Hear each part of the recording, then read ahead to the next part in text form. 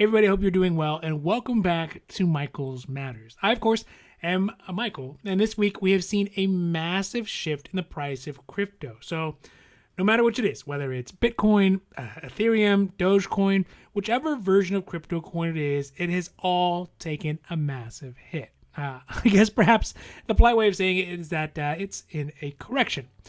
Now, most people who bought these coins tend to be younger and still have a lot of time to recover from the losses that have just happened. But recently, cryptocurrencies are starting to be available to put into folks' retirement accounts, which is causing a lot of concern with regulators.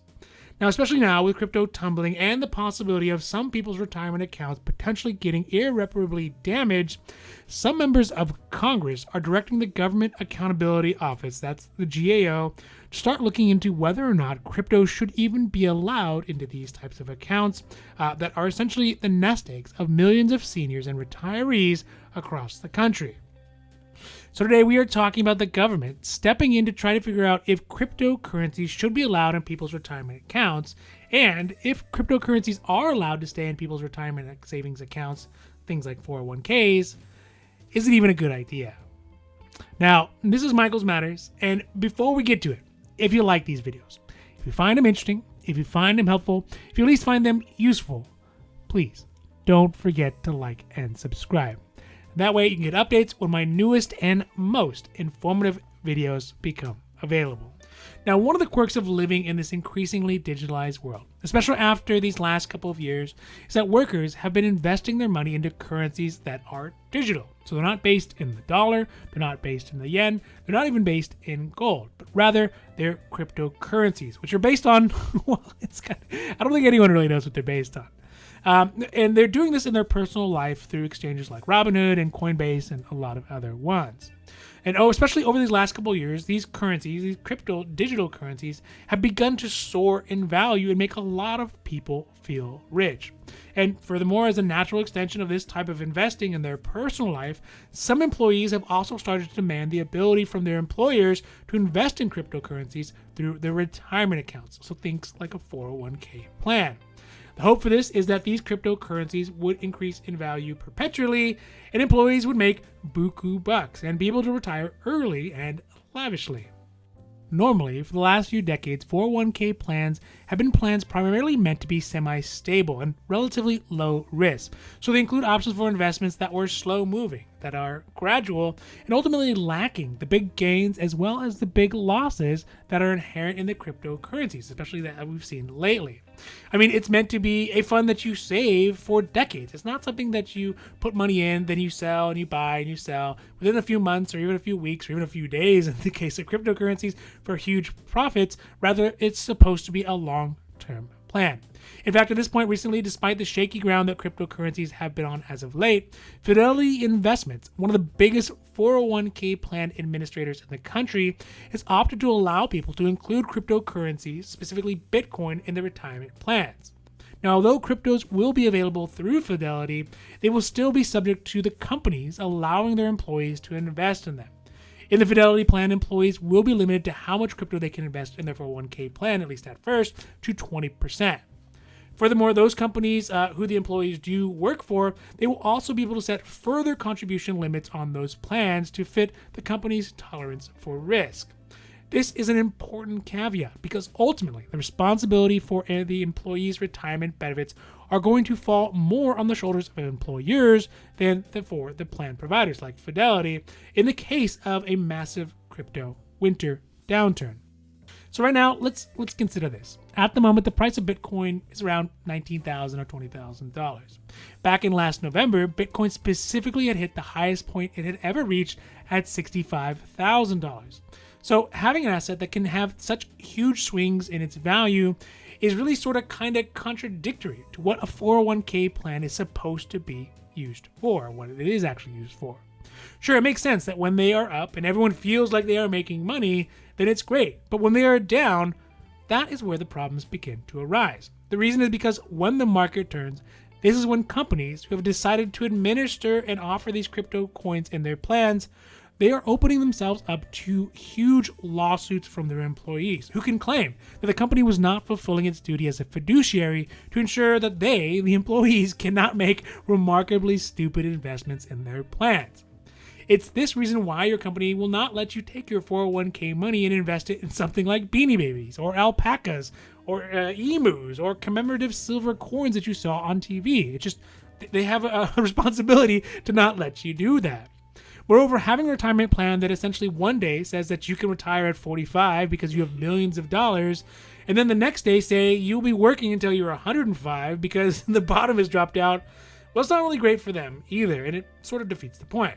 So this is the point where the government regulators, Congress, and oversight organizations like the GAO are starting to step in to try to slow, at least bring down, the growing inclusion of cryptos into retirement accounts, in addition to getting a better definition of who is responsible for their administration and what are, in fact, the guidelines, if any, to even include them in retirement accounts.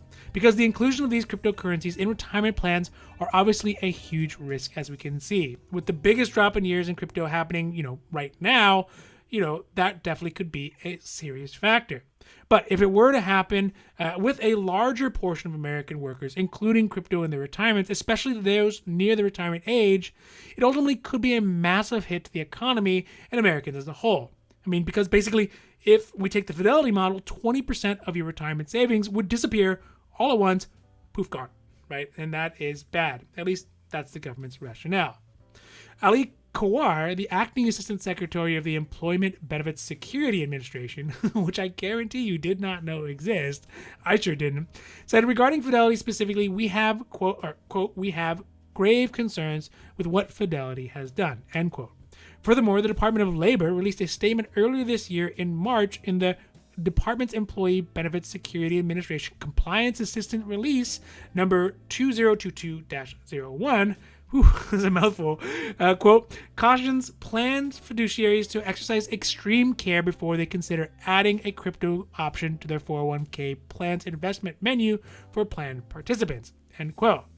This is basically the Labor Department saying to fiduciaries, to plans, and to employers that if they allow crypto into their 401k plans, they could potentially be held responsible if and when everything goes sideways. As a next step in the government's attempt to ensure that plan providers, 401k administrators, and companies allowing crypto into retirement plans understand the true gravitas and risk they are putting their employers in, even if employees are demanding it, this month, Massachusetts Congressman Richard Neal, who is also the chairman of the House and Ways Committee, asked the GAO, the Government Accountability Office, to do an examination of how cryptocurrencies could potentially affect retirement plans if they were ever adopted en masse. Specifically, he asked them to investigate 1. How many companies are currently offering crypto and 401k plan options? 2. How plan administrators would value cryptos, the types of fees they would charge, and what safeguards they put in place to protect employee investments. And 3, and most importantly, is to do an assessment of the oversight of cryptos that are invested in 401k plans and provide whatever guidance is necessary from federal agencies to plans who want to offer cryptos to their employees.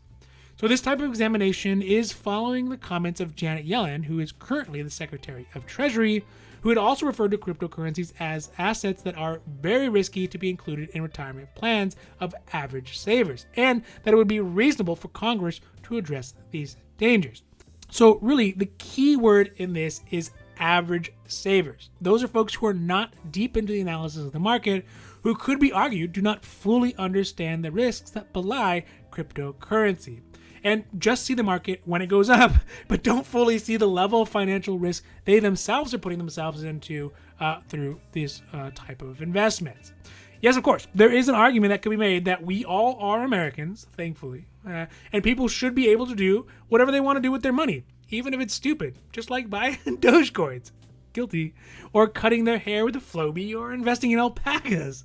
But the truth is that if cryptocurrency is allowed to be included in retirement plans by Americans who don't fully understand the risk, and a crypto crash happens, it will devastate millions of American employees, and their retirement accounts, when it's all said and done, will be left to the government to pick up the pieces. Because truly, starving, broke, homeless retirees are not great for America as a whole. So let's think about it this. even right now, with the apparent crypto winter already starting to set in and the value of cryptocurrencies like Bitcoin, Ethereum, and others dropping, a flood of lawsuits are already starting to rise to the surface as a result. With cryptocurrencies losses reaching around $1.5 trillion already, lawsuits are starting to come out of the woodwork. According to the Federal Trade Commission, since the beginning of 2021, 46,000 people have already reported losing $1 billion due to crypto scams. In addition, people like Kim Kardashian and Floyd Money Mayweather Jr., that's the boxer, are being sued for false statements about investments in cryptocurrencies like Ethereum Max. Of course, these types of lawsuits are going to be small potatoes in comparison to what lawsuits could potentially look like if companies who have a responsibility to their employees as fiduciaries to help them limit their risk in things like 401k plans were allowed to put billions of dollars of employee money into cryptocurrencies that were attached to retirement accounts. And if everything goes down, the lawsuits would be immense, just basically incalculable. To make matters worse, for the crypto case, it appears that the government is on a pathway to at least make companies, not the plans like Fidelity, the most liable for employee losses if and when employees lose huge portions of retirement savings in a crypto cash. Although companies and administrators like Fidelity may end up bearing some of the risk of having cryptos in a 401k plan, most of it will undoubtedly fall on the employer for allowing them to be offered. So overall, I think that as this world changes, as things like Social Security as a whole, as the structure becomes less and less sustainable, and less of a retirement plan that a person like you or me may be able to rely on, there's going to have to be other alternate financial options that can pick up the slack and balance out the inherent risk with any sort of investing with the need for a serious amount of growth over time. The number of stocks and index funds, they're probably not alone going to be enough for the average American to be able to have that idealized and much sought after golden years of retirement. To me, it seems inevitable that cryptocurrencies will have to be included in retirement plans. But with that being said, it needs to be done responsibly. There should be more firm and definite guidelines about who is responsible for cryptos that are offered and how much they can actually be put into these types of investment. Furthermore, there needs to be an effort to better inform many of these American employees as to what are the risks of cryptos, not just the upsides or the apparent upsides seen in crypto ads that include people like Larry David and celebrities like Matt Damon and Kim Kardashian and thousands of other nameless social media influencers. Because like fire, crypto isn't inherently bad. And with the right amount of regulation, participation, and education, its benefits will far outweigh the costs of the new type of wealth. So that's it for today for Michael's Matters. I hope that you found this video interesting, helpful, or at least useful. And if you did, please don't forget to like and subscribe. That way you can get updates when our newest and most informative videos become available. So for Michael's Matters, I'm hoping that you take care of yourself, take care of others, and have a happy, healthy